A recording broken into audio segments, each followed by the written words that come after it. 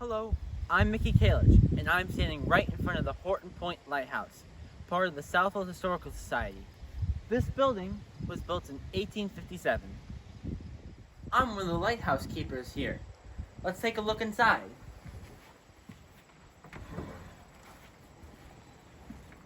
George Washington was the person who initially decided to build all of these lighthouses in these areas. In 1789, he ordered a commission to build lots of lighthouses around all the eastern side of the United States. The first one built was Montauk Lighthouse. And then, many years later, in 1857, they built Horton's Point Lighthouse. This is a Fresnel lens. This type of design of Fresnel lens was used to be used in the tower from the years of 1857 up to 1933. This was the lens that all the lighthouses used. They used to have a light inside of there, and this lens would project the light so it could be seen from miles and miles away, even with just a tiny light. This is the bottom of the tower that leads up to the top of the lighthouse. Let's go up the stairs.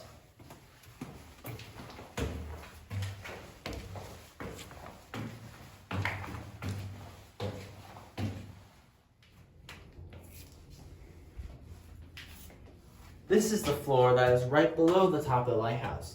The lighthouse keepers would often stay here and spend their time here before they had to do their duties up in the light.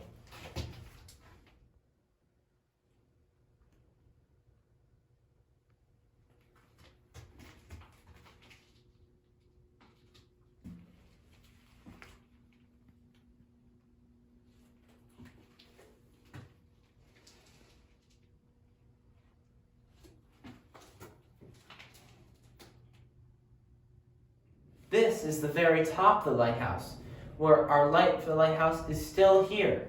This is our 10-second green flashing light.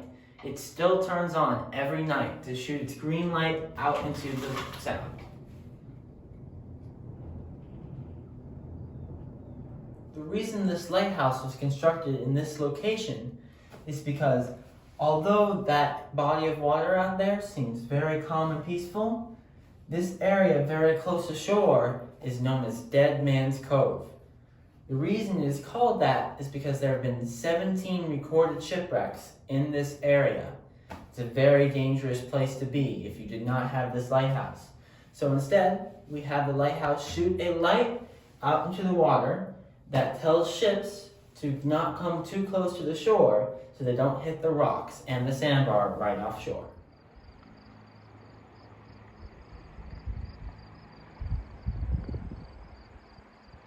Throughout the entire history of the lighthouse, there were 10 different lighthouse keepers, starting with William Sinclair and ending in George Earnhardt.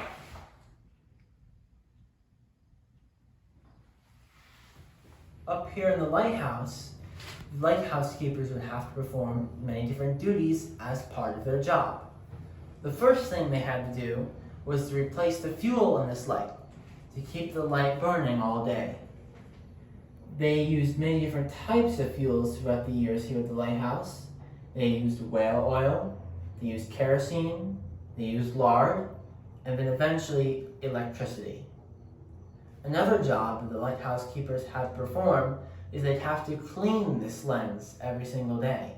And what happened is when they would burn the fuel in this light, they had to clean inside the glass to make sure that the light did not smudge.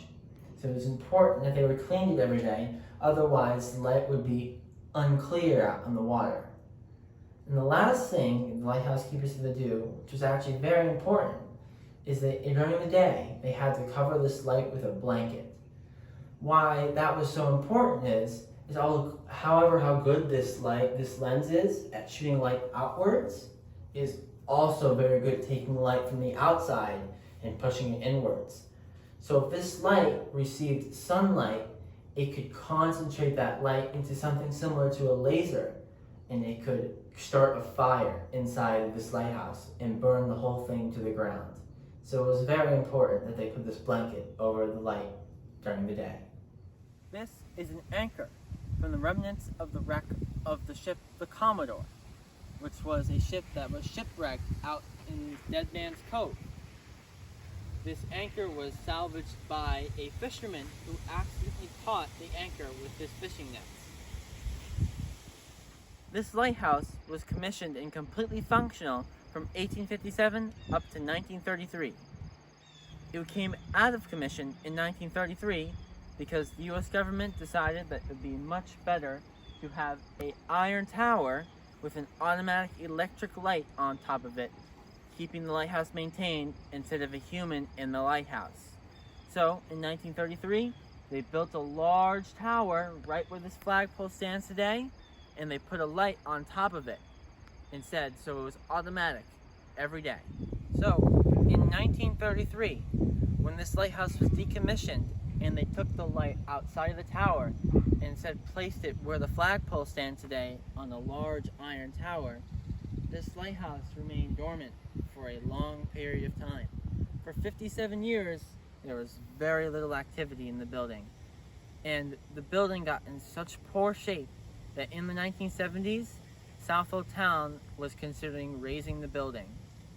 It was a horrible sight to see, and looked like it was beyond repair. But luckily, the Southold Historical Society stepped in and offered a proposal to restore the building. It took many years, but in 1990, the Southold Historical Society, working with Southold Town and Southold Park District, along with the Coast Guard, were able to put the light back from the iron tower that used to stand here and put it back where it belongs, in the lighthouse. And ever since 1990, the lighthouse has been run as a museum and still functions as a commissioned Coast Guard lighthouse.